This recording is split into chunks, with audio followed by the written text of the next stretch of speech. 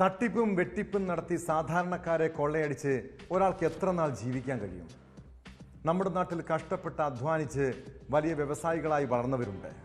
എന്നാൽ തട്ടിപ്പ് നടത്തി പണം സമ്പാദിച്ചവരെയും ഇങ്ങനെ മാന്യന്മാരെന്ന് നടിച്ച് ജീവിക്കുന്നവരെയും ഇക്കൂട്ടത്തിൽ കാണാം. മലയാളികൾക്കിടയിൽ തട്ടിപ്പുകാരുടെ എണ്ണം വർദ്ധിക്കുകയാണ്. അതിൽ ആൺപെൺ വ്യത്യാസമില്ല. അങ്ങനെയുള്ള തട്ടിപ്പുകാരുടെ തനി സ്വഭാവം വെളിപ്പെടാൻ കുറച്ച് കാത്തിരിക്കേണ്ടി വരും. ബംഗളൂരുവിൽ സ്ഥിരതാമസമാക്കി ചിട്ടിക്കമ്പനി നടത്തി കോടികളുമായി മുങ്ങിയ മലയാളി ദമ്പതികളും കൊല്ലത്ത് വിസ തട്ടിപ്പ് നടത്തി പിടിയിലായ യുവതിയും നിരവധി പേരെയാണ് കബളിപ്പിച്ചത്. എങ്ങനെയായിരുന്നു ഇവരുടെ തട്ടിപ്പ്? കൂടുതൽ പേർ ഇരകളായിട്ടുണ്ടോ? വിശദമായി പരിശോധിക്കുകയാണ് പോലീസ് പട്രോൾ. സ്വാഗതം.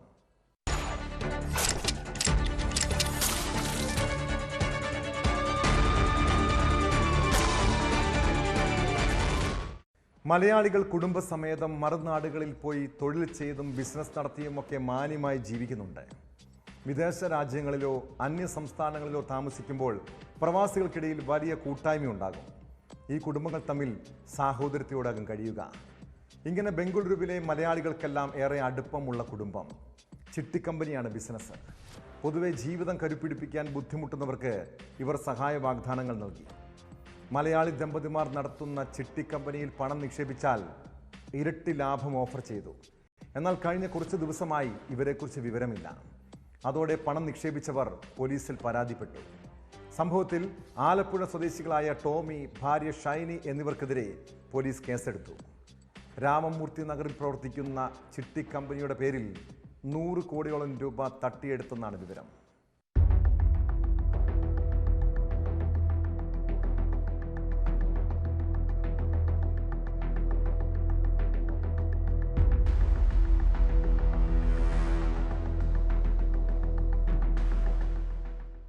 ബംഗളൂരു രാമമൂർത്തി നഗറിൽ A&A chit fund and finance നടത്തിവന്ന ആലപ്പുഴ രാമങ്കര സ്വദേശി ടോമി, ഭാര്യ ഷൈനി എന്നിവർക്കെതിരെയാണ് രാമമൂർത്തി നഗർ പോലീസ് കേസെടുത്തത്. 70 ലക്ഷം രൂപ നഷ്ടപ്പെട്ടതായി PT സാവിയോ എന്നയാൾ പരാതി നൽകിയതിനെ തുടർന്ന് തട്ടിപ്പിനിരയായ 265 പേരാണ് പോലീസിനെ സമീപിച്ചത്. രാമമൂർത്തി നഗർ സ്വദേശിയായ റിട്ടയർഡ് ജീവനക്കാരനും ഭാര്യയ്ക്കും റിട്ടയർമെന്റ് ആനുകൂല്യമായി കിട്ടിയ തുകയും ബന്ധുക്കളോടും സുഹൃത്തുക്കളോടും വാങ്ങിയ തുകയും ഉൾപ്പെടെ 70 ലക്ഷം രൂപ ചിട്ടിക്കമ്പനിയിൽ നിക്ഷേപിച്ചിരുന്നു. ഇതുപ്രകാരം 40 കോടിയിലധികം രൂപ നിക്ഷേപകർക്ക് നഷ്ടമായെന്നാണ് പോലീസ് കണക്കാക്കുന്നത്.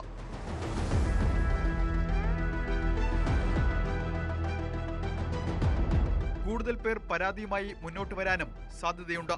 ടോമിയും കുടുംബവും 25 വർഷമായി രാമമൂർത്തി നഗറിലായിരുന്നു താമസം. ആദ്യഘട്ടത്തിൽ 5 ലക്ഷം വരെയുള്ള ചിട്ടിയായിരുന്നു നടത്തി വന്നിരുന്നത്. പിന്നീട് ഉയർന്ന പലിശ വാഗ്ദാനം ചെയ്ത സ്ഥിര നിക്ഷേപം സ്വീകരിച്ചു തുടങ്ങി. 1.5 കോടി രൂപ വരെ നിക്ഷേപിച്ചവരും തട്ടിപ്പിനിരയായവരുടെ കൂട്ടത്തിലുണ്ട്. ബന്ധുവിന് സുഖമില്ലാത്തതിനാൽ ആലപ്പുഴയിലേക്ക് പോകുന്നെന്ന് പറഞ്ഞാണ് ടോമി കടന്നു കളഞ്ഞത്. ഫോണിൽ കിട്ടാതെ വന്നതോടെ ഇടപാടുകാർ പോലീസിനെ സമീപിച്ചു. ബുധനാഴ്ച മുതൽ ഇവരെ കാണാതായെന്നാണ് പരാതി. വീടും വാഹനവും വിറ്റ ശേഷം മുങ്ങിയതാണെന്ന് പറയുന്നു. ഫോൺ സ്വിച്ച് ഓഫ് ആണ്. കമ്പനിയുടെ ഓഫീസിൽ ഏതാനും ജീവനക്കാരുണ്ടെങ്കിലും അവർക്ക് ഇവരെപ്പറ്റി വിവരമില്ല. തുടർന്നാണ് നിക്ഷേപകർ പോലീസിനെ സമീപിച്ചത്. 100 കോടിയോളം രൂപയുടെ തട്ടിപ്പ് നടത്തിയതായി സംശയിക്കുന്നു. പണം നഷ്ടമായവരിൽ ഭൂരിഭാഗവും മലയാളികളാണ്. മലയാളി സംഘടനകളുമായി ബന്ധപ്പെട്ട അവരുടെ വിശ്വാസം നേടിയെടുത്തതിനാലാണ് ചിട്ടിയിലും നിക്ഷേപ പദ്ധതികളിലും ഇത്രയധികം നിക്ഷേപമുണ്ടായത്. 25 വർഷമായി പ്രവർത്തിച്ചു വന്ന ചിട്ടിക്കമ്പനിയാണിത്. ദമ്പതികൾക്കെതിരെ അന്വേഷണം ഊർജിതമാക്കിയിട്ടുണ്ട്.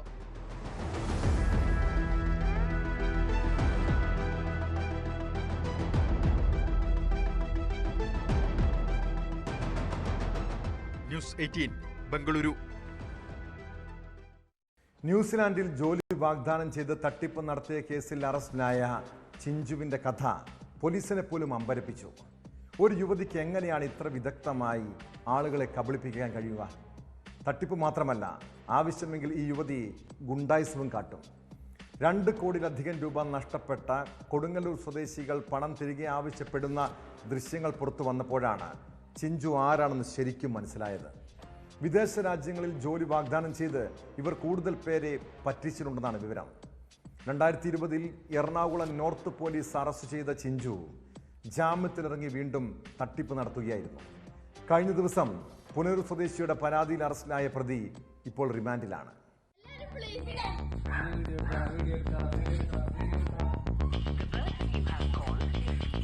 ഞാൻ വേണേൽ സെൻഡ് ചെയ്ത് തരാം.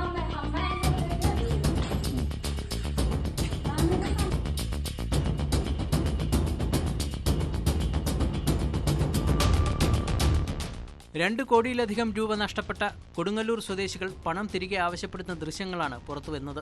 കൊച്ചി കേന്ദ്രീകരിച്ച് പ്രവർത്തിച്ചിരുന്ന ചിഞ്ചു അനീഷ് അടക്കമുള്ള 4-അംഗ സംഘം ഒറിജിനലിനെ വെല്ലുന്ന വ്യാജരേഖകൾ ചമച്ച് ന്യൂസിലൻഡിൽ കപ്പലിൽ ജോലി വാഗ്ദാനം ചെയ്ത് നിരവധി പേരുടെ കയ്യിൽ നിന്ന് വൻ തുകകൾ തട്ടി. 2 ദിവസം മുമ്പാണ് പുനലൂർ കറവൂർ സ്വദേശി നിഷാദിന്റെ പരാതിയിൽ കൊല്ലം കല്ലട സ്വദേശിനിയായ ചിഞ്ചു അനീഷ് അറസ്റ്റിലായത്. നിഷാദിൽ നിന്ന് പലതവണയായി 11.5 ലക്ഷം രൂപയാണ് ചിഞ്ചു അനീഷും സംഘവും തട്ടിയെടുത്തത്. മാസം 2 ലക്ഷം രൂപ ശമ്പളം ലഭിക്കുന്ന കപ്പൽ ജോലിയായിരുന്നു വാഗ്ദാനം. ജോലി സംബന്ധമായ എല്ലാ രേഖകളും നിഷാദിന് നൽകുകയും ചെയ്തു. വായ്പയെടുത്താണ് നിഷാദ് പണം നൽകിയത്.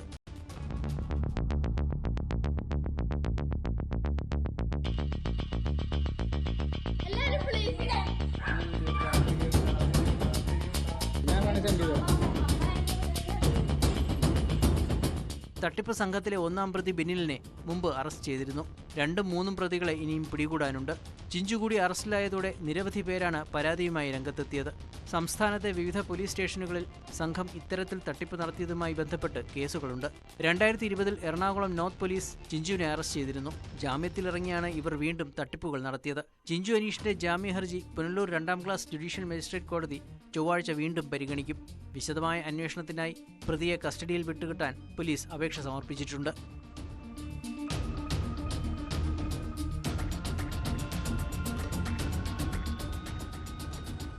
ന്യൂസ് 18 പുനലൂർ. കർണാടക ധർമ്മസ്ഥലയിൽ യുവതികൾ ഉൾപ്പെടെ 100ഓളം പേരെ കൊലപ്പെടുത്തി മൃതദേഹം കുഴിച്ചുമൂടിയെന്ന വെളിപ്പെടുത്തൽ അല്പം ഭയപ്പെടുത്തുന്നതാണ്.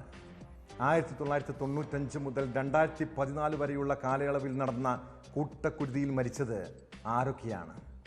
ആരാണ് കൊലയാളി? എന്തുകൊണ്ടാണ് ഇത്രയും നാളുകളായി ആ സംഭവം മൂടിവെച്ചത്? മുൻ ശുചീകരണ തൊഴിലാളിയുടെ വെളിപ്പെടുത്തലിൽ പോലീസ് FIR രജിസ്റ്റർ ചെയ്തു. ധർമ്മസ്ഥല പോലീസാണ് ദുരൂഹ മരണങ്ങളിൽ കേസെടുത്ത് അന്വേഷണം ആരംഭിച്ചത്. മൃതദേഹങ്ങൾ മറവ് ചെയ്തെന്ന് പറയപ്പെടുന്ന പ്രദേശത്തെ മണ്ണ് കുഴിച്ച് പരിശോധന നടത്താനാണ് നീക്കം. സംഭവത്തിൽ തെളിവുകൾ ഉൾപ്പെടെയാണ് ശുചീകരണ തൊഴിലാളി പരാതി നൽകിയിരിക്കുന്നത്.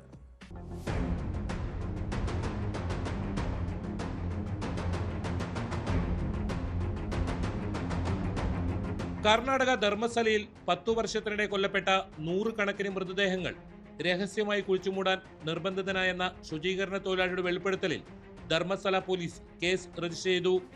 659/2025 ക്രൈം നമ്പർ പ്രകാരം ബെൽത്തങ്ങാടി കോടതി നിർദ്ദേശപ്രകാരമാണ് കേസെടുത്തത്. ഇതിന്റെ പകർപ്പ് ന്യൂസ് 18 ലഭിച്ചു.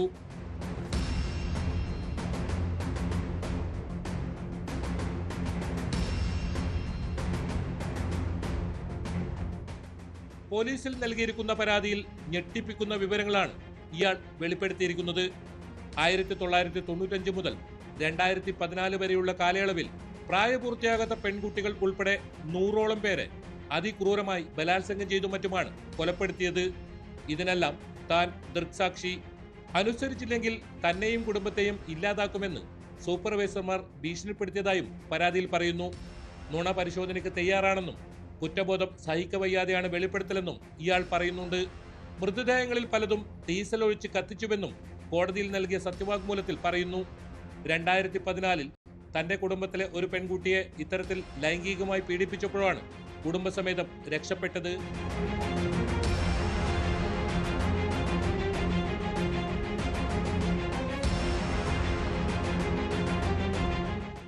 സംഭവത്തിന് തെളിവായി അടുത്തിടെ ധർമ്മസ്ഥലയിൽ ഒരു മൃതദേഹം കുഴിച്ചിട്ട സ്ഥലത്ത് രഹസ്യമായി എത്തി മൃതദേഹം പുറത്തെടുത്ത് ഇതിന്റെ ഫോട്ടോയും ബെൽത്തങ്ങാടി കോടതിയിൽ സമർപ്പിച്ച സത്യവാങ്മൂലത്തിൽ സമർപ്പിച്ചിട്ടുണ്ട്. സത്യാവസ്ഥ പുറത്തു വരുന്നതിന് മുൻപ് താൻ കൊല്ലപ്പെടുകയോ തെളിവുകൾ നശിപ്പിക്കപ്പെടുകയോ ചെയ്യാതിരിക്കാൻ സുപ്രീം കോടതി അഭിഭാഷകൻ KV ധനഞ്ജയക്ക് രേഖകൾ കൈമാറിയതായും ശുചീകരണ തൊഴിലാളി. സംഭവത്തിൽ മൃതദേഹങ്ങൾ കുഴിച്ചിട്ടെന്ന് പറയപ്പെടുന്ന സ്ഥലങ്ങളിൽ മണ്ണ് നീക്കി ഉൾപ്പെടെ പരിശോധന നടത്താനാണ് പോലീസിന്റെ തീരുമാനം.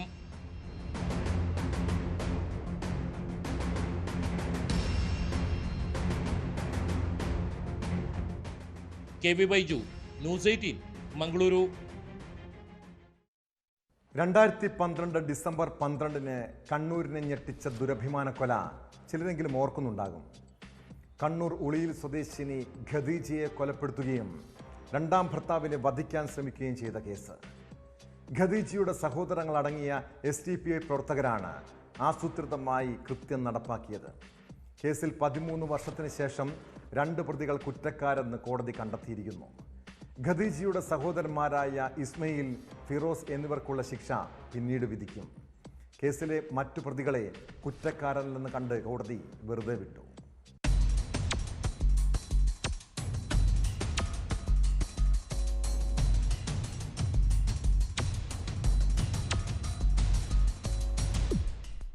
ആദ്യ വിവാഹം ഒഴിവാക്കി രണ്ടാമത് വിവാഹം കഴിക്കുന്നതിലുള്ള വിരോധം കാരണം 2 സഹോദരന്മാരും മറ്റു 4 പേരും ചേർന്ന് സഹോദരിയെ കൊല്ലുകയും രണ്ടാം ഭർത്താവിനെ കൊലപ്പെടുത്താൻ ശ്രമിക്കുകയും ചെയ്തുവെന്നാണ് കേസ്. 2012 ഡിസംബർ 12-ന് ഉച്ചയ്ക്ക് 12 മണിയോടെയാണ് കേസിനാസ്പദമായ സംഭവം. ഉളിയിൽ പടിക്കച്ചാലിലെ 28-കാരിയായ ഖദീജയാണ് കൊല്ലപ്പെട്ടത്. ഖദീജയുടെ രണ്ടാം ഭർത്താവ് കോഴിക്കോട് ഫറൂഖിലെ ഷാഹുൽ ഹമീദിനെ കൊല്ലാനും പ്രതികൾ ശ്രമിച്ചു. കേസിൽ ഖദീജയുടെ സഹോദരന്മാരും SDPI പ്രവർത്തകരുമായ Uliyil പുതിയപുരയിൽ KV Ismail, KN Firoz എന്നിവരെയാണ് തലശ്ശേരി 1ാം അഡീഷണൽ ജില്ലാ സെഷൻസ് കോടതി കുറ്റക്കാരാണെന്ന് കണ്ടെത്തിയത്.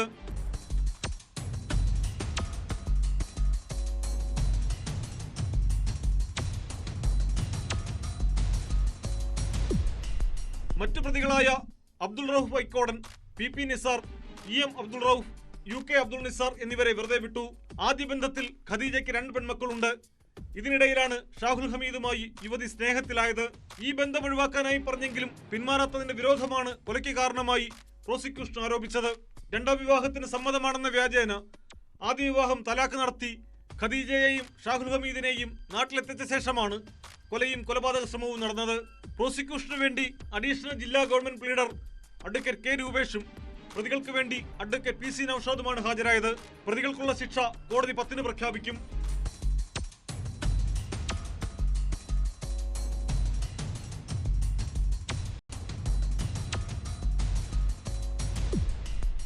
ന്യൂസ് 18 കണ്ണൂർ. പാലക്കാട് ചുനങ്ങാട് സ്വദേശി അബ്ദുൾ നിസാർ പൊതുവെ അവധി ദിവസങ്ങളിൽ മക്കളെയും കുട്ടി പുറത്തു പോകാറുണ്ട്. ഭാര്യയ്ക്കും കുട്ടികൾക്കും ഇഷ്ടമുള്ള ഭക്ഷണമൊക്കെ വാങ്ങി നൽകും. അങ്ങനെ കഴിഞ്ഞ ഞായറാഴ്ച രാത്രി പതിവ് പോലെ നിസാർ കുടുംബസമേതം പുറത്തുപോയി ഹോട്ടലിൽ നിന്ന് ഭക്ഷണം കഴിക്കാൻ ഇറങ്ങിയതാണ്. എന്നാൽ അന്ന് അവിടെ വെച്ചുണ്ടായ സംഭവം ആ കുഞ്ഞുങ്ങളുടെ മനസ്സിൽ ഇപ്പോഴും ഒരു ഭയമായി നിഴലിക്കുന്നു. ഭക്ഷണം കഴിച്ചുകൊണ്ടിരുന്നപ്പോൾ മദ്യലഹരിയിലെത്തിയ 3-അംഗ സംഘം നിസാറിനെയും കുടുംബത്തെയും ആക്രമിച്ചു. ഇതറിഞ്ഞ് സ്ഥലത്തെത്തിയ SIയെയും യുവാക്കൾ മർദ്ദിച്ചു. കേസിൽ അക്രമികളെ പോലീസ് അറസ്റ്റ് ചെയ്തിട്ടുണ്ട്.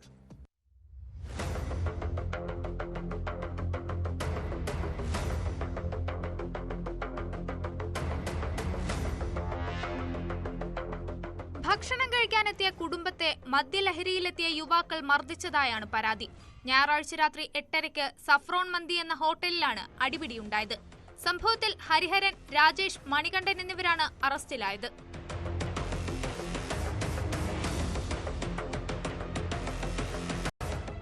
മദ്യലഹരിയിൽ വന്ന 3-അംഗ സംഘം ഹോട്ടലിൽ ഭക്ഷണം കഴിക്കാനെത്തിയ ചുനങ്ങാട് സ്വദേശികളായ അബ്ദുൾ നിസാറും ഭാര്യയും കുട്ടികളും അടങ്ങുന്ന 5-അംഗ സംഘത്തെയാണ് അസഭ്യം പറയുകയും കയ്യേറ്റം ചെയ്യുകയും ചെയ്തത്. പ്രതികൾ കുട്ടികളോട് വെള്ളം എടുത്തുകൊണ്ടുവരാൻ ആവശ്യപ്പെടുകയായിരുന്നു. ഇതേ ചൊല്ലി തർക്കമുണ്ടാവുകയും യുവാക്കൾ അബ്ദുൾ നിസാറിനെ കസേര കൊണ്ടടക്കം അടിക്കുകയും ചെയ്തു. തടയാനെത്തിയ ഭാര്യയ്ക്കും മർദ്ദനമേറ്റു.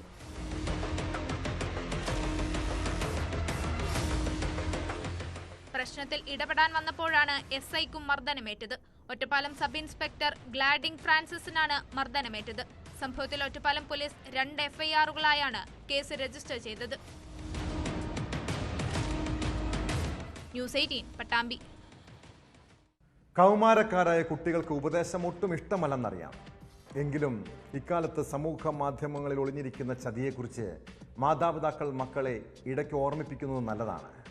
ഇൻസ്റ്റഗ്രാമിലോ ഫേസ്ബുക്കിലോ ഒക്കെ അപരിചിതരായ പലരും സൗഹൃദം കൂടാനെത്തും. പിന്നീട് സ്വന്തം വീട്ടുകാരെക്കാളും കൂടുതൽ സ്നേഹം നടിക്കും. ഒടുവിൽ സംഭവിക്കുന്ന ചതി കുട്ടികളുടെ ഭാവി ജീവിതത്തെ പോലും ബാധിക്കാം. മലപ്പുറം താനൂരിൽ ഇൻസ്റ്റഗ്രാം വഴി പരിചയപ്പെട്ട സ്കൂൾ വിദ്യാർത്ഥിനിയെ തട്ടിക്കൊണ്ടുപോയി പീഡിപ്പിച്ചത് 19-കാരനാണ്. കേസിൽ തിരൂരങ്ങാടി സ്വദേശി മണികണ്ഠനെ പോലീസ് അറസ്റ്റ് ചെയ്തു. ഇൻസ്റ്റഗ്രാം വഴി പല പെൺകുട്ടികളുമായും ഇയാൾ ചങ്ങാത്തം സ്ഥാപിച്ചിരുന്നതായി പോലീസ് പറയുന്നു.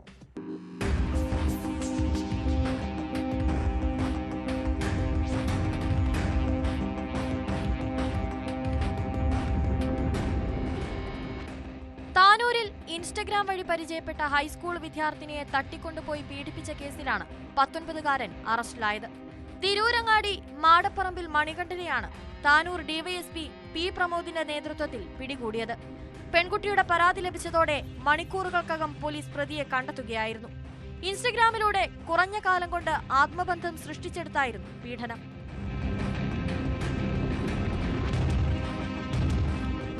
വിവാഹ വാഗ്ദാനം നൽകി തട്ടിക്കൊണ്ടുപോവുകയും പീഡിപ്പിക്കുകയും ചെയ്തതായാണ് കേസ്. ഇൻസ്റ്റഗ്രാം വഴി പല പെൺകുട്ടികളുമായും മണികണ്ഠൻ ചങ്ങാത്തം സ്ഥാപിച്ചിരുന്നതായി പോലീസ് കണ്ടെത്തി. തിരൂർ കോടതിയിൽ ഹാജരാക്കിയ പ്രതിയെ റിമാൻഡ് ചെയ്തു.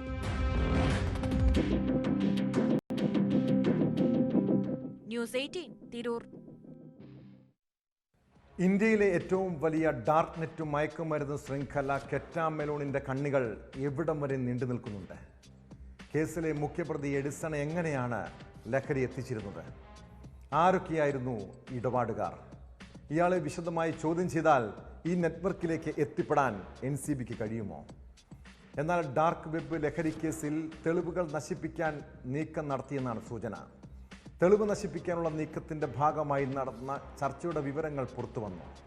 ഇനിയും പിടിയിലാകാത്ത പ്രതികൾക്ക് രക്ഷപ്പെടാനായി ഡിജിറ്റൽ തെളിവുകൾ പൂർണ്ണമായി നശിപ്പിക്കാൻ സഹായിക്കുന്ന നിർദ്ദേശങ്ങളാണ് അന്താരാഷ്ട്ര ഡ്രഗ് കാർട്ടൽ നൽകിയിരിക്കുന്നത്.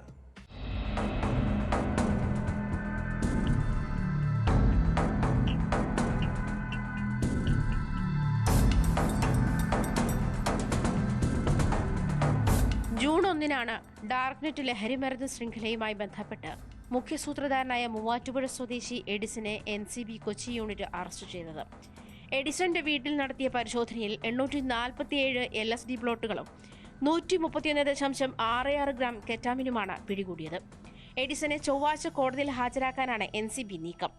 എഡിസന്റെ അറസ്റ്റിന് ശേഷം ഡാർക്ക്നെറ്റിലെ ലഹരി ഇടപാടുകാർ കൂടുതൽ കരുതലിലായിട്ടുണ്ട്. തെളിവുകൾ നശിപ്പിക്കാനും ശ്രമം നടക്കുന്നു.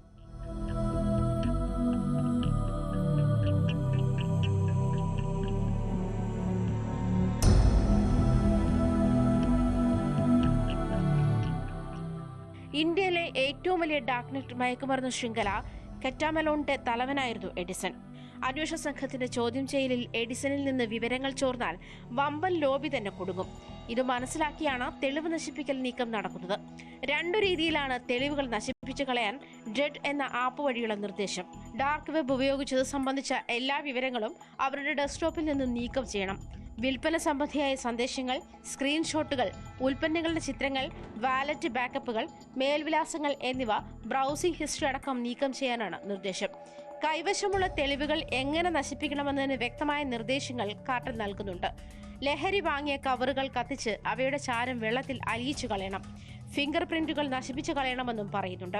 എഡിസൺ പിടിയിലായതോടെ സംഘത്തിലുള്ളവരെ രക്ഷപ്പെടുത്താനും ശ്രമങ്ങൾ തുടങ്ങിയിരുന്നു. അതേസമയം എഡിസനെയും സുഹൃത്തുക്കളും സഹായികളുമായ അരുൺ തോമസ്, KV ഡിയോൾ, ഭാര്യ അഞ്ജു ഡേവിഡ് എന്നിവരെയും ഒരുമിച്ചിരുത്തി ചോദ്യം ചെയ്യാനാണ് നാർക്കോട്ടിക്സ് കൺട്രോൾ ബ്യൂറോയുടെ തീരുമാനം.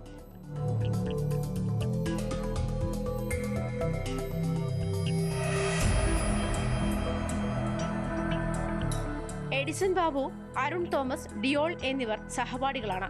മൂവാറ്റുപുഴയിലെ സ്വകാര്യ എഞ്ചിനീയറിംഗ് കോളേജിലാണ് മൂവരും പഠിച്ചത്. അതുകൊണ്ട് തന്നെ കേരളത്തിലും മറ്റു സംസ്ഥാനങ്ങളിലുമുള്ള ഇവരുടെ അതേ സുഹൃത്തുക്കളും നിരന്തരമായി ബന്ധപ്പെടുന്നവരും നിലവിൽ NCBയുടെ അന്വേഷണ പരിധിയിലാണ്. ഡിയോളും എഡിസനുമായി അടുത്ത ബന്ധമാണുള്ളതെന്നാണ് വിവരം. ഇതോടെയാണ് കേസിൽ കൂടുതൽ പേർ ഉൾപ്പെട്ടിട്ടുണ്ടോ എന്നതടക്കമുള്ള കാര്യങ്ങളിലേക്ക് അന്വേഷണം പുരോഗമിക്കുന്നത്. ഡിയോളിനൊപ്പം ചേർന്ന് ഓസ്ട്രേലിയയിലേക്ക് കെറ്റമിൻ അയക്കുന്നതിൽ എഡിസനും പങ്കാളിയായിരുന്നുവെന്നും എന്നാൽ തന്റെ കെറ്റാമിലോൺ ശൃംഖലയെക്കുറിച്ച് എഡിസൺ ഇവരിൽ നിന്നും മറച്ചുവെച്ചുവെന്നുമാണ് വിവരം. ഓസ്ട്രേലിയയിലേക്ക് ലഹരി കടത്തിയെന്ന കേസിലാണ് ഇടുക്കി പീരുമേടിന് സമീപം പാഞ്ചാലിമേട്ടിലെ റിസോർട്ട് ഉടമയായ ഡിയോൾ, ഭാര്യ അഞ്ജു ഡേവിഡ് എന്നിവരെ NCB അറസ്റ്റ് ചെയ്തത്.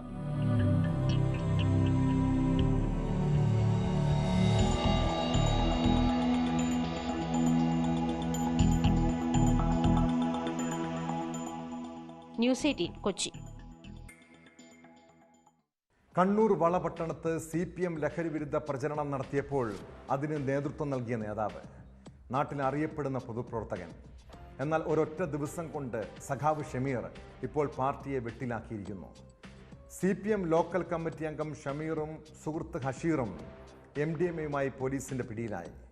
കൂട്ടുപുഴയിൽ പോലീസ് നടത്തിയ വാഹന പരിശോധനയ്ക്കിടെയാണ് ബംഗളൂരുവിൽ നിന്നും കാറിൽ കടത്തുകയായിരുന്ന 18 ഗ്രാം MDMA പിടിച്ചെടുത്തത്.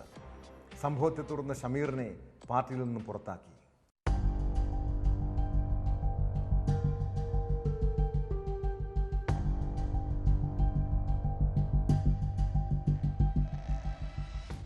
കണ്ണൂരിൽ CPM-ഉം DYFIയും വളപട്ടണം മേഖലയിൽ നടത്തിവരുന്ന ലഹരി വിരുദ്ധ പ്രവർത്തനങ്ങളുടെ മുൻനിരയിലുണ്ടായിരുന്നയാളാണ് VK ഷമീർ.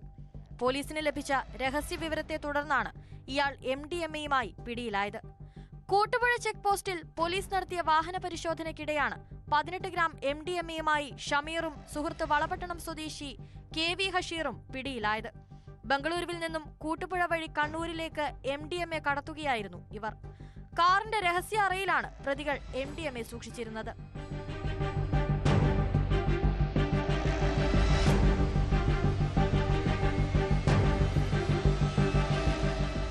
ഇരുവരും ചേർന്ന് വൻതോതിൽ ലഹരിമരുന്ന് കടത്തുന്നതായി നേരത്തെ പോലീസിന് രഹസ്യ വിവരം ലഭിച്ചിരുന്നു.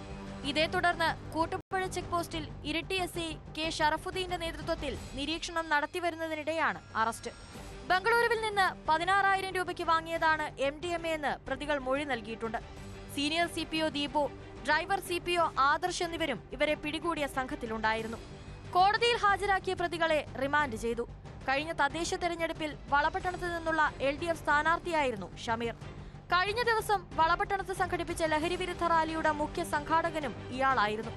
ഷമീറിനെ പാർട്ടിയിൽ നിന്നും അന്വേഷണ വിധേയമായി സസ്പെൻഡ് ചെയ്തതായി CPM ജില്ലാ നേതൃത്വം അറിയിച്ചു.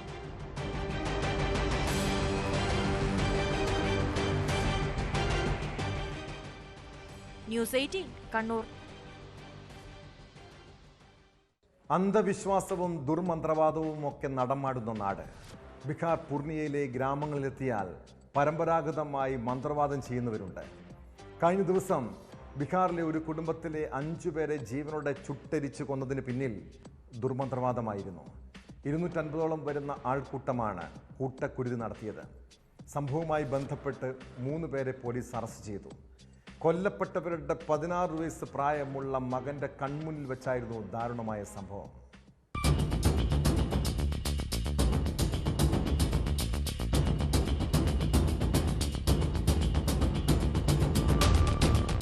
ബാബുലാൽ ഒറോൺ, ഭാര്യ സീതാദേവി, അമ്മ കറ്റോമ സോമത്ത്, മകൻ മംജീദ്, മരുമകൾ റാണി ദേവി എന്നിവരാണ് കൊല്ലപ്പെട്ടത്. മന്ത്രവാദ ക്രിയകൾ നടത്തിയെന്നാരോപിച്ച് 250ഓളം വരുന്ന ആൾക്കൂട്ടം ഇവരെ ക്രൂരമായി മർദ്ദിക്കുകയും ജീവനോടെ പെട്രോൾ ഒഴിച്ച് കത്തിക്കുകയുമായിരുന്നെന്ന് ദൃക്സാക്ഷികൾ പറയുന്നു.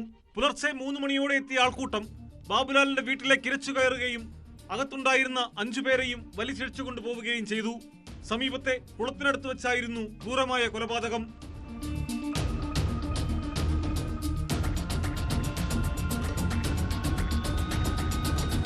കുടുംബത്തിലെ 16-കാരൻ ആക്രമണത്തിൽ നിന്ന് രക്ഷപ്പെട്ടിട്ടുണ്ട്.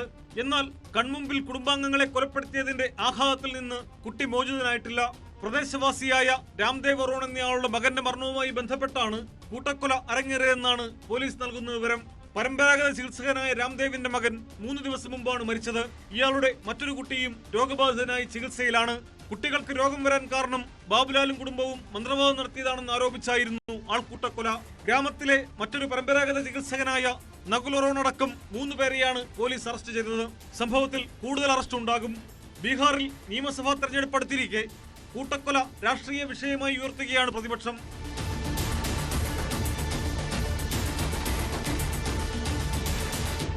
ന്യൂസ് 18 ബീഹാർ. ക്രമസമാധാന പാലനത്തിൽ നിർണായക പങ്കുവഹിക്കുന്നവരാണ് പോലീസുകാർ. എന്നാൽ ചില പോലീസുകാരുടെ ഇടപെടൽ കാക്കിക്ക് തന്നെ കളങ്കം വീഴ്ത്തുന്നുണ്ട്. കണ്ണൂർ വളപട്ടണത്ത് എഴുത്തുകാരനായ ഇയാ വളപട്ടണത്തിനുണ്ടായ ദുരനുഭവം അദ്ദേഹം ഫേസ്ബുക്കിൽ കുറിച്ചു. ജീവിതത്തിൽ ഇതുവരെ മദ്യപിക്കാത്ത തന്നെ വളപട്ടണം പോലീസ് മദ്യപാനിയാക്കി ചിത്രീകരിച്ചെന്നാണ് FB പോസ്റ്റ്. ഒരു ക്രിമിനൽ കേസ് പ്രതിയോട് പെരുമാറുന്ന രീതിയിലാണ് പോലീസ് ഉദ്യോഗസ്ഥർ പൊതുസ്ഥലത്തും സ്റ്റേഷനിലും വെച്ച് തന്നെ കൈകാര്യം ചെയ്തതെന്ന് ഇയ ആരോപിക്കുന്നു.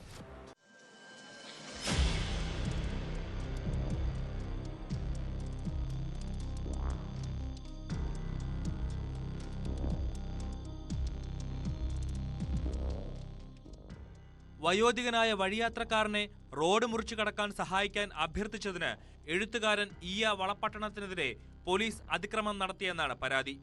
ഇയ തന്നെയാണ് ഈ കാര്യം സമൂഹ മാധ്യമങ്ങളിലൂടെ തുറന്നു പറഞ്ഞത്. ഇയയുടെ കുറിപ്പ് സമൂഹ മാധ്യമങ്ങളിൽ വൈറലായിട്ടുണ്ട്. ഗവർണർ കണ്ണൂരിലെത്തിയ കഴിഞ്ഞ 5-ന് വൈകിട്ടാണ് സംഭവം. നടക്കാൻ പ്രയാസപ്പെടുന്ന ഒരാളെ റോഡ് മുറിച്ച് കടത്തേണ്ട കാര്യം ഡ്യൂട്ടിയിലുണ്ടായിരുന്ന പോലീസ് ഉദ്യോഗസ്ഥനോട് സൗമ്യമായ ഭാഷയിൽ പറയുക മാത്രമേ ഉണ്ടായിട്ടുള്ളെന്ന് ഇയ പറയുന്നു.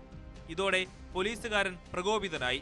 ഗവർണർ തളിപ്പറമ്പിലേക്ക് കടന്നു പോകുന്നതിന്റെ സുരക്ഷയ്ക്കായാണ് പോലീസുകാരൻ അവിടെ ഡ്യൂട്ടിയിലുണ്ടായിരുന്നത്. എന്നാൽ ഈ കാര്യം തനിക്കറിയില്ലായിരുന്നുവെന്നാണ് ഇയ വളപട്ടണം പറയുന്നത്.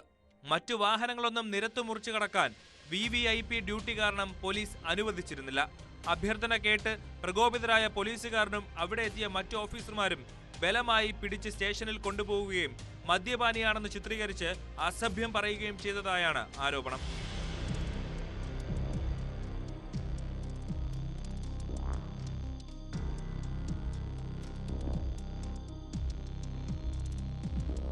പോലീസ് ജീപ്പിൽ കയറ്റി കൊണ്ടുപോകുമ്പോൾ SIയും ഡ്രൈവറും 60 ദിവസം റിമാൻഡിലാക്കി കിടത്തുമെന്ന് ഭീഷണിപ്പെടുത്തി. സ്റ്റേഷനിലെത്തിയപ്പോൾ കയ്യിലെ മൊബൈലും പീടികയുടെ താക്കോലും വാങ്ങിവെച്ചു. ആധാർ കാർഡ് കയ്യിൽ കൊണ്ടു നടന്നില്ലെങ്കിൽ വേറെയും കേസുണ്ടാകുമെന്ന് അറിയാമോ എന്ന് റിസപ്ഷനിലെ പോലീസുകാരൻ ചോദിച്ചു. 1 മിനിറ്റ് ഫോൺ കിട്ടിയതുകൊണ്ട് സുഹൃത്തിനെ വിളിക്കാൻ കഴിഞ്ഞെന്നും അല്ലെങ്കിൽ മറ്റു വകുപ്പുകൾ ചേർത്ത് അകത്ത് കിടത്തുമായിരുന്നുവെന്നും കുറിപ്പിൽ പറയുന്നു. തനിക്കായി വിളിച്ചവരോടൊക്കെ മദ്യപിച്ച് പൊതുശല്യമുണ്ടാക്കിയെന്നാണ് പോലീസ് പറഞ്ഞത്. ജീവിതത്തിൽ ഇതുവരെ മദ്യപിക്കാത്ത തന്നെ പോലീസുകാർ മദ്യപാനിയായി ചിത്രീകരിക്കുകയായിരുന്നു. വളപട്ടണം CI അടക്കം മറ്റു ചില പോലീസ് ഉദ്യോഗസ്ഥരും CPM ലോക്കൽ സെക്രട്ടറി ഷക്കീലും ഇടപെട്ടതുകൊണ്ടാണ് താൻ അറസ്റ്റിൽ നിന്നും രക്ഷപ്പെട്ടത്. സ്റ്റേഷനിലുള്ള പോലീസുകാരൊക്കെ ഒരു കൊലപാതകയോട് പെരുമാറുന്നത് പോലെ അത്രയ്ക്ക് രൂക്ഷമായാണ് പെരുമാറിയതെന്നും ഇയ ആരോപിച്ചു. സംഭവം അന്വേഷിച്ച് കുറ്റക്കാരായ പോലീസുകാർക്കെതിരെ നടപടിയെടുക്കണമെന്ന് ആവശ്യമുയർന്നിട്ടുണ്ട്.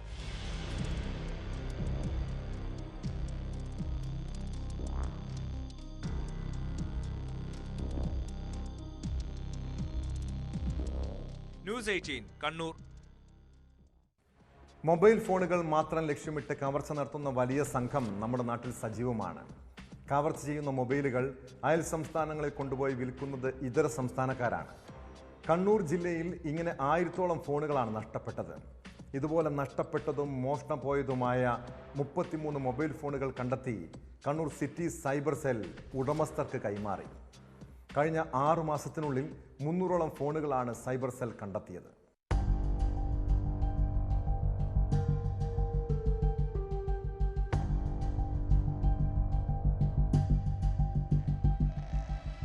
നഷ്ടപ്പെട്ടതും മോഷണം പോയതുമായ 33 മൊബൈൽ ഫോണുകളാണ് കണ്ണൂർ സിറ്റി സൈബർ സെൽ വീണ്ടെടുത്ത് ഉടമസ്ഥർക്ക് കൈമാറിയത്.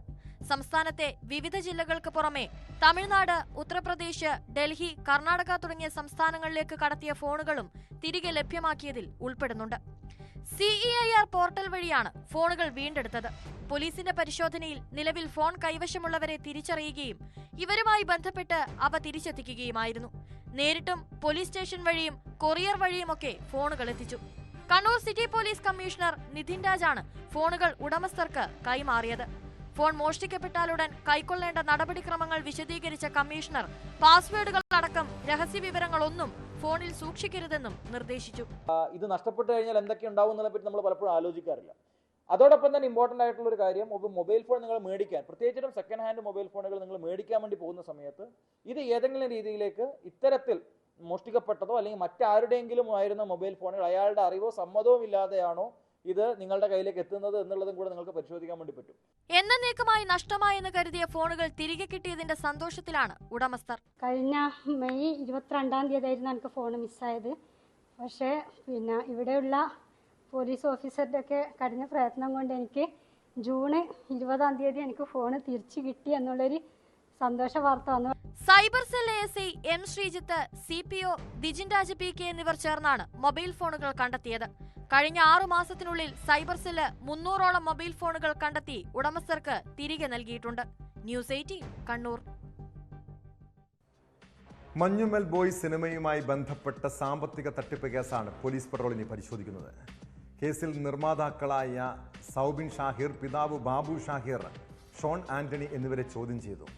തട്ടിപ്പ് കേസ് രജിസ്റ്റർ ചെയ്തിരിക്കുന്ന മരട് പോലീസ് സ്റ്റേഷനിൽ ഹാജരായ 3 പേരെയും 2 മണിക്കൂറോളമാണ് ചോദ്യം ചെയ്തത്.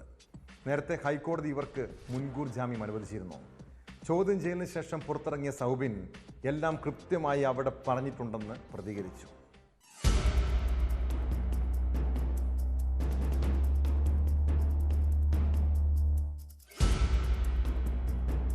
മഞ്ഞുമ്മൽ ബോയ്സ് സിനിമയുടെ പേരിൽ സാമ്പത്തിക തട്ടിപ്പ് നടത്തിയെന്ന പരാതിയിൽ നടൻ സൗബിൻ ഷാഹിറിനെയും പിതാവ് ബാബു ഷാഹിറിനെയും കൊച്ചി മരട് പോലീസാണ് ചോദ്യം ചെയ്തത്. രാവിലെ 11:30യോടെയാണ് ചോദ്യം ചെയ്യലിനായി സൗബിനും പിതാവും ഇവരുടെ ബിസിനസ് പങ്കാളി ഷോൺ ആന്റണിയും സ്റ്റേഷനിലെത്തിയത്. സിനിമയുടെ നിർമ്മാണത്തിനായി കണ്ടെത്തിയ പണത്തിന്റെ ഉറവിടത്തെക്കുറിച്ചും ആകെ കളക്ഷനെക്കുറിച്ചടക്കമുള്ള വിവരങ്ങളാണ് പോലീസ് പ്രതികളിൽ നിന്ന് തേടിയത്. 2 മണിക്കൂറോളം നീണ്ടുനിന്ന ചോദ്യം ചെയ്യലിന് ശേഷം പുറത്തെത്തിയ സൗബിൻ മാധ്യമങ്ങളുടെ ചോദ്യങ്ങളിൽ നിന്നും ഒഴിഞ്ഞുമാറി. എല്ലാം കൃത്യമായി അവിടെ പറഞ്ഞിട്ടുണ്ടെന്നായിരുന്നു പിന്നീടുള്ള സൗബിന്റെ പ്രതികരണം. അവിടെ സംസാരിക്കുന്നുണ്ട്, ഒന്നുമില്ല, കറക്റ്റായിട്ടുള്ള കാര്യങ്ങളല്ല അവിടെ സംസാരിക്കുന്നുണ്ട്. മഞ്ഞുമ്മൽ ബോയ്സ് സിനിമയുടെ 40% ലാഭവിഹിതം നൽകാമെന്ന് പറഞ്ഞ സൗബിനും സംഘവും 7 കോടി രൂപ കൈപ്പറ്റിയെന്നാണ് അരൂർ സ്വദേശി സിറാജ് വലിയ വീട്ടിൽ ഹമീദ് എന്നയാൾ നൽകിയ പരാതി. എന്നാൽ ലാഭവിഹിതമോ മുതൽ മുടക്കോ നൽകാതെ വഞ്ചിച്ചുവെന്ന് പരാതിയിൽ പറയുന്നു. ഇതിന്റെ അടിസ്ഥാനത്തിൽ കോടതി നിർദ്ദേശപ്രകാരം മരട് പോലീസ് അന്വേഷണം നടത്തുകയും സൗബിനും മറ്റുള്ളവർക്കുമെതിരെ ഹൈക്കോടതിയിൽ റിപ്പോർട്ട് നൽകുകയും ചെയ്തു. കേസിൽ 3 പ്രതികൾക്കും കോടതി മുൻകൂർ ജാമ്യം അനുവദിച്ചിരുന്നു. പ്രതികളെ കസ്റ്റഡിയിലെടുത്തുള്ള ചോദ്യം ചെയ്യൽ ആവശ്യമില്ലെന്നും അറസ്റ്റ് ചെയ്താൽ ജാമ്യത്തിൽ വിട്ടയക്കണമെന്നും കോടതി നിർദ്ദേശമുണ്ട്. ചോദ്യം ചെയ്യലിന് ഹാജരാകണമെന്ന മുൻകൂർ ജാമ്യം അനുവദിക്കുമ്പോൾ കോടതി നിർദ്ദേശിച്ചിരുന്നു. പ്രതികൾ ഗൂഢാലോചന നടത്തി പരാതിക്കാരനെ വഞ്ചിക്കുകയായിരുന്നു എന്നായിരുന്നു പോലീസ് റിപ്പോർട്ട്. തുടർന്ന് കേസ് റദ്ദാക്കണമെന്നാവശ്യപ്പെട്ട് പ്രതികൾ ഹൈക്കോടതിയെ സമീപിച്ചെങ്കിലും അത് തള്ളി. തുടർന്ന് അന്വേഷണം ശക്തിപ്പെടുത്തിയ പോലീസ് കഴിഞ്ഞ 20-ന് 3 പേരെയും ചോദ്യം ചെയ്യലിന് വിളിപ്പിച്ചിരുന്നു. എന്നാൽ ഹൈക്കോടതി ഇവർക്ക് സമയം നീട്ടി നൽകി. തുടർന്ന് കേസ് പരിഗണിച്ചപ്പോൾ ഇത് സിവിൽ വ്യാപാര സ്വഭാവത്തിലുള്ളതാണെന്നും സാധാരണ ക്രിമിനൽ കേസായി പരിഗണിക്കാനാകില്ലെന്നും കോടതി നിരീക്ഷിച്ചിരുന്നു. കേസ് നടപടികൾ പുരോഗമിക്കുന്നതിനിടെ പ്രതികൾ സിറാജ് വലിയ വീട്ടിൽ ഹമീദിന് 5.99 കോടി രൂപ നൽകിയിരുന്നു. എന്നാൽ ഇത് കുറ്റകൃത്യം നടന്നിട്ടുണ്ടെന്ന് കോടതിയിൽ റിപ്പോർട്ട് നൽകിയതിന് ശേഷം മാത്രമാണെന്ന് പോലീസ് ബോധിപ്പിച്ചിരുന്നു. ആവശ്യമെങ്കിൽ സൗബിനെ വീണ്ടും വിളിപ്പിക്കുമെന്നും പോലീസ് അറിയിച്ചു.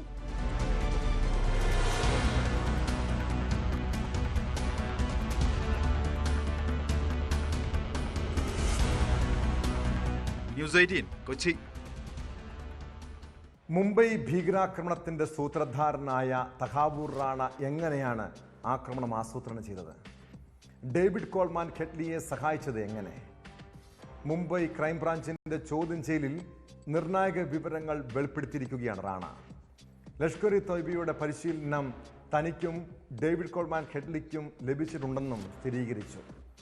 പാക് സൈന്യത്തിനൊപ്പം പ്രവർത്തിച്ച താൻ പാക് സൈന്യത്തിന്റെ വിശ്വസ്തനായ ഏജന്റാണെന്നും ചോദ്യം ചെയ്യലിൽ വെളിപ്പെടുത്തി.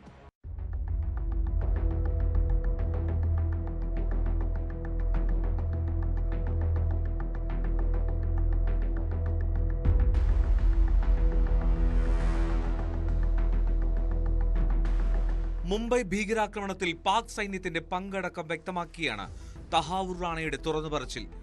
NIA കസ്റ്റഡിയിലുള്ള റാണയെ ക്രൈംബ്രാഞ്ച് ചോദ്യം ചെയ്തപ്പോഴാണ് തന്ത്രപ്രധാന രഹസ്യങ്ങളുടെ ചുരുളഴിഞ്ഞത്. 2008-ൽ 170 പേർ കൊല്ലപ്പെട്ട മുംബൈ ഭീകരാക്രമണം ആസൂത്രണം ചെയ്തടക്കമുള്ള കാര്യങ്ങൾ റാണ വെളിപ്പെടുത്തി. ഇന്ത്യയിൽ ഇമിഗ്രന്റ് ലോ സെന്റർ എന്ന പേരിൽ ഒരു കമ്പനി സ്ഥാപിച്ചായിരുന്നു ഇരുവരും ഭീകരാക്രമണത്തിന്റെ ആദ്യഘട്ട ആസൂത്രണങ്ങൾ ആരംഭിച്ചത്. കമ്പനി സ്ഥാപിക്കാനുള്ള ആശയം തന്റേതായിരുന്നുവെന്ന് തഹാവൂർ റാണ സമ്മതിച്ചു. കമ്പനിയുടെ ആവശ്യങ്ങൾക്കെന്ന പേരിൽ ഡേവിഡ് ഹെഡ്ലി ഡൽഹി, മുംബൈ, ജയ്പൂർ, പുഷ്കർ, ഗോവ, പുനെ തുടങ്ങിയ വിവിധ നഗരങ്ങൾ സന്ദർശിച്ചു. 2008 നവംബർ 20, 21 തീയതികളിൽ മുംബൈയിൽ എത്തിയിരുന്നുവെന്നും റാണ വെളിപ്പെടുത്തി. മുംബൈ പൊവായിലെ ഹോട്ടലിൽ താമസിച്ചു. തുടർന്ന് ഭീകരാക്രമണത്തിന് തൊട്ടുമുൻപ് ദുബായ് വഴി ബീജിംഗിലേക്ക് കടക്കുകയായിരുന്നു. 2003-4 കാലയളവിൽ ഡേവിഡ് കോൾമാൻ ഹെഡ്ലിക്ക് ലഷ്കർ ഇ തോയ്ബയുടെ പരിശീലനം ലഭിച്ചിരുന്നു. ISIയുമായി സഹകരിച്ചാണ് പലതും നടത്തിയതെന്ന് റാണ പറഞ്ഞുവെന്നാണ് പുറത്തുവരുന്ന റിപ്പോർട്ടുകൾ. ഗൾഫ് യുദ്ധകാലത്ത് പാകിസ്ഥാൻ സൈന്യം തന്നെ സൗദി അറേബ്യയിലേക്ക് അയച്ചിട്ടുണ്ടെന്നും റാണ വ്യക്തമാക്കി.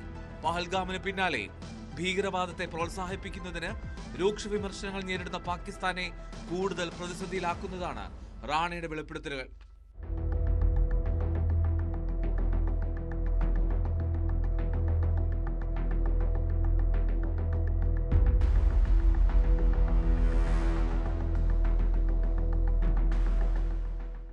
News desk news 18. നമ്മൾ നിത്യേന ഒട്ടേറെ മനുഷ്യരെ കാണാറുണ്ട്. ഇതിൽ പലരും പിന്നീട് നമ്മുടെ സുഹൃത്തുക്കളായി മാറാം. എന്നാൽ ആരാണ് എൻ്റെ യഥാർത്ഥ സുഹൃത്തെന്ന് ചിന്തിച്ചിട്ടുണ്ടോ? നമ്മുടെ നേട്ടങ്ങളിലും സന്തോഷത്തിലുമൊക്കെ കുറേ പേർ ഒപ്പം കൂടാറുണ്ടല്ലേ? എന്നാൽ ഏതൊരാളുടെയും ജീവിതത്തിൽ ഒരു വീഴ്ച ഉണ്ടാകും. അപ്പോഴാണ് ആരൊക്കെ കൂടെ ഉണ്ടാകുമെന്ന് മനസ്സിലാക്കാൻ കഴിയുക. നമ്മൾ പ്രിയപ്പെട്ടവരെന്ന് കരുതുന്ന പലരും അപ്പോൾ ഓടി ഒളിക്കുന്ന സമയമാണ്. ജീവിതത്തിലെ പ്രതിസന്ധികളിലും പരാജയങ്ങളിലും ചേർത്ത് നിർത്തുന്നവരും ആശ്വാസവാക്കുമായി ഒപ്പം നിൽക്കുന്നവരും എത്ര പേരുണ്ടെന്ന് ചിന്തിക്കണം. സൗഹൃദങ്ങൾ വേണം. അതിൽ നെല്ലും പതിരും തിരിച്ചറിയുന്നതിലാണ് നമ്മുടെ വിജയം. ഇതോടെ പോലീസ് പെട്രോൾ പൂർണ്ണമാകുന്നു. നമസ്കാരം.